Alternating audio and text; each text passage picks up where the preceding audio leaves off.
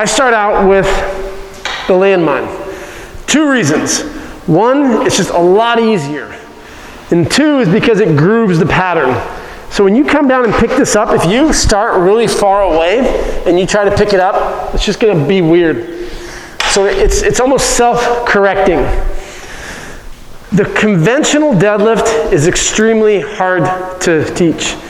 Tony Gentilcore just did a great article. 95% of the time, he works mostly with general pop too. He does trap bar. I absolutely agree, and I'm going to do trap bar with the majority of my people. So we have 2 patterns that we're looking at for the lower body. A squat pattern, which will be more knee. A hip dominant will be more the deadlift, what we're going to be doing today. So why do I start out with the black weight? Huh? Nope. Why do I start out with this black weight specifically? Range of motion. So if I were to put this 10 on here, it's going to be significantly lower. And then what I'm going to do is I have to come down there to get it. So I don't want to pick up a weight under spinal flexion. So that's why we have these ones. I always start with those. Now if you're the trainer, give it to your client. So you can pick it up and give it to them, and that's going to be best. I will flip-flop back and forth between the landmine and the kettlebell. So the big things that we want to look at, neck position, where should it be? Neutral, just like that. I don't want you to be super high up. I don't want you to be down like that. Just, that's what I'm going to call neutral. What about your thoracic region, your chest, where should that be? Up. Squeeze your shoulder blades back and down if you like. Show me your emblem. Life, I want to see life behind bars. I want to see your show up. If we're down here, we're not engaging our lats. I want to be here, open up. So when you grab that, you want to engage your lats. And how do you engage your lats? That's a hard one to cue your clients on. You guys, what's a cue you can use? Come over here, Scott. You're going to be my deadlifter today. Face this way. Make sure everyone can see you. What I would do is I would have you squeeze this as hard as you can. Squeeze it. Squeeze it with your arm. Squeeze it. There you go. See how he's going to get the lats by adducting and a little bit of maybe external or internal rotation. So pretend like there's a lemon or something in your armpit and you want to squeeze it down. Squeeze the lemonade. Make me some lemonade. So the checkpoints I'm going to have head, shoulders, low back. So I want to be, can you move your half forward? I cue the deadlift to be in a power position. Power position, feet like you're going to jump as high as you can. Strength, strong position, you go wide. You want to pick up a big rock, you're going to go wide. Power, jump high. So I'll allow that for my deadlift. I'm going to start in this position. I want his head, his shoulders, and his glutes to be on the rod at all times. So come back with your head a little bit more. There you go.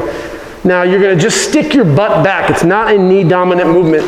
So show me what a hinge looks like. There you go. Keep on going back. Keep on going back. Good. So you see how he's maintaining those checkpoints. If you lose one of them, this is a great little self-correcting tool. Some common flaws you're going to see is he's not going to show me this. His knees are going to migrate forward. So squat a little bit. So when he squats, I lose vertical position to more of here. So that's where I can push him back. Push, there you go, there you go, there you go, more. Good. So you see he's over it a lot more. So this would be a good setup. So come on. When I'm working with my clients, I will use a foam roller or a stick. You're not done yet. We're just starting. So I will lift it up for him. I'll give it to him. And then I'm going to be checking him out from the side angle, also the front angle, but I'll use the stick to not allow his knees to migrate forward. So do a nice push your butt back. Good. Now come back up. Let the bar just hang. Good? Go again? Right. Okay, do a couple of them. Now here's a little nifty trick that a lot of people won't do. So I want you to really keep it high. We're going to do bad form. So keep it high, and I want you to go down as far as you can. So you see how this bends. So people are going to ask you, what is the acceptable range of lumbar flexion? We have how many lumbar back there, Scott? 7. How many? Think about when do you have breakfast? You have it at 7. You have lunch at 12. You have dinner at 5. 7, 12, 5. You have 5 lumbar back there, and then we have the sacrum and the coccyx. So when you see around what's acceptable, what's not, how many fingers we got? So I can put my fingers this distance right on the lumbar region. And when they separate, I'm losing that stability of the lumbar region. 5 to 15 degrees. So once he breaks this, that's when I'm going to stop. So I will put we're going to do this. So right now I'm on his lumbar region. Now go down really far. I can feel his lumbar separating. So come back up and do it again. Come down nice and slow when I tell you to stop. Go, go, go, go, go, go, go, go. And good, back up. So this is his lumbar region. Do a couple more. Now stop right there. Don't confuse this area with his low back. People will see this area moving and freak out. Now it's bad form, it's bad form. That's his thoracic region. I'm not too worried about that. Lumbar is where I'm feeling. And if I feel and my hands start to separate, then it's going to be too much. Come back up. Go again. Back up. He has a nice stable low back when he's doing this. Okay, put it down. I want you to look at, go, a couple of things. So when you put the weight down, you're going to see your clients crush 10 awesome reps. And they're doing an awesome job, and they're showing you how to deadlift. And the last rep, they're done, they go like this. And they put it down with the rounded back. I mean, I remember we watched that corrective exercise over the weekend. A rounded back doesn't mean you're going to blow it out.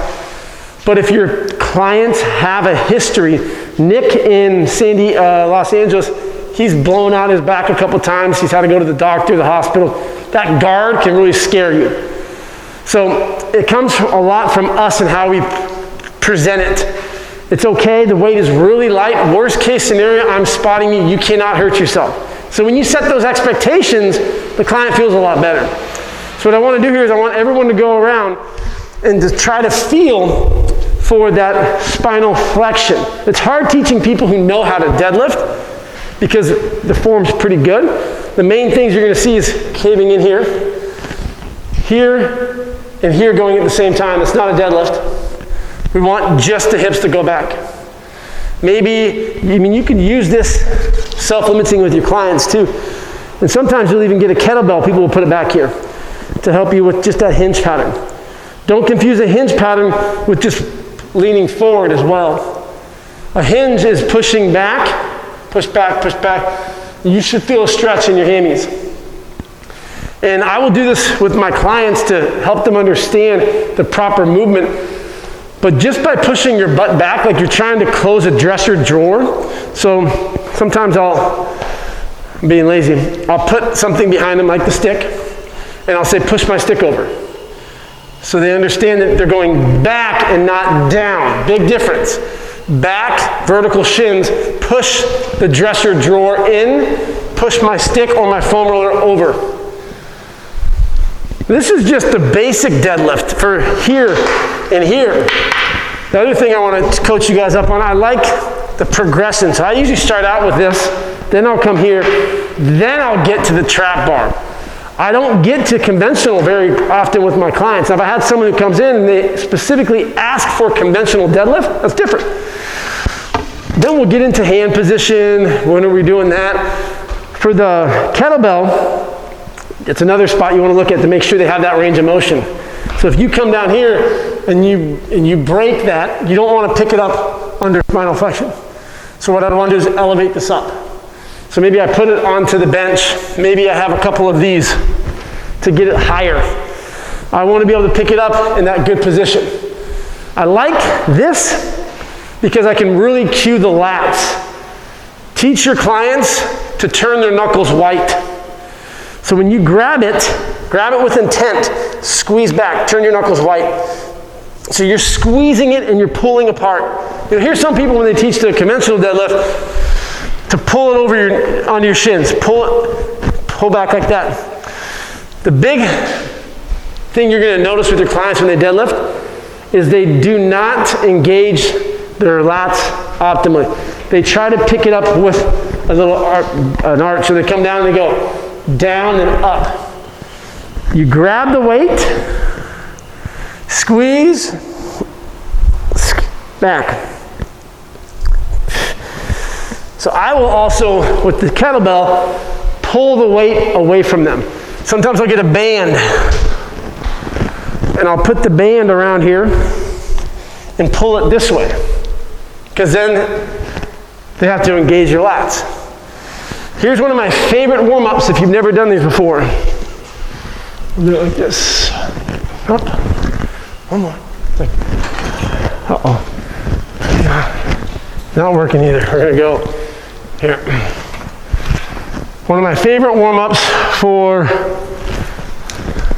put the band on something, pull it to your body. So what am I engaging when I do that? Lats. Now push back, bring the band down. Squeeze up. Squeeze. Notice how I'm not bending my elbows. So it's down, squeeze. And that's your hinge pattern. So I love doing that as a warm-up with your clients to reinforce. That's what I call the Miyagi-isms. Wax on, wax off. 3 different exercises. I'm not going to do them on the same day probably. Maybe I'll do 3 sets of this into some chin-ups and push-ups. Next time they come in, 3 sets here into a row into incline press. So you make that circuit, but this would be your main lift. What's the agonist for this exercise? Glute max would be your agonist. Those would be your synergist. Synergist, remember the acronym BGASS. What's the A stand for? Your adductors. So the posterior fibers of your adductors are going to hinge, extend. You will also have another secondary muscle when you do a hinge. You guys know what it is?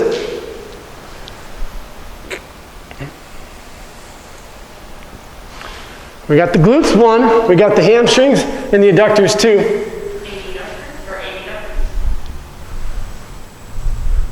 Erector. Your erector spinae. So what could you do here to make it a little more challenging? 1 arm. Just do so that's going to get a lot more contralateral in here. Maybe you put this out and you get the trainer engagement. There's a lot of fun, cool things that you can do when you implement fit. So I want everyone to come over and practice this one by putting your hand on each other's back to see if we get any separation, and then practice a little bit with the kettlebell so we can see different movement.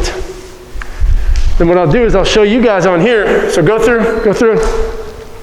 I'll answer any questions you guys have.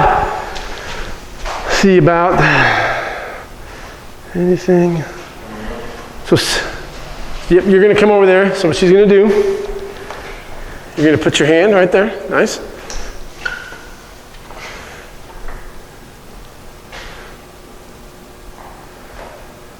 Good. So you want to just cue the hips coming back. Do you feel any break in there in your hands or no? A little bit. That's when you'd want to just tell them, you could just tap them or lift your hand off, and that's when he needs to come back up. Do you feel a stretch back there, Scott? Yeah. Okay. Now let's, David, try it with Christina.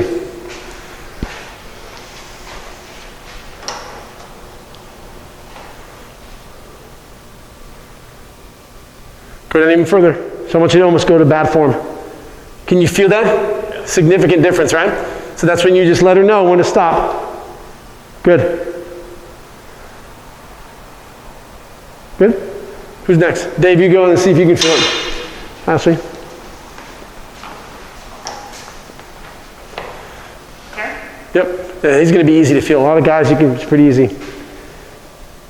You feel that in your hands? A little bit like it's supposed to be separating? Yeah, like you feel it's like they're literally separating the vertebrae. A little bit, yeah. Yep. So that's what you're looking for, that break part. Yeah, so that's going to be our little deadlift. And there we go.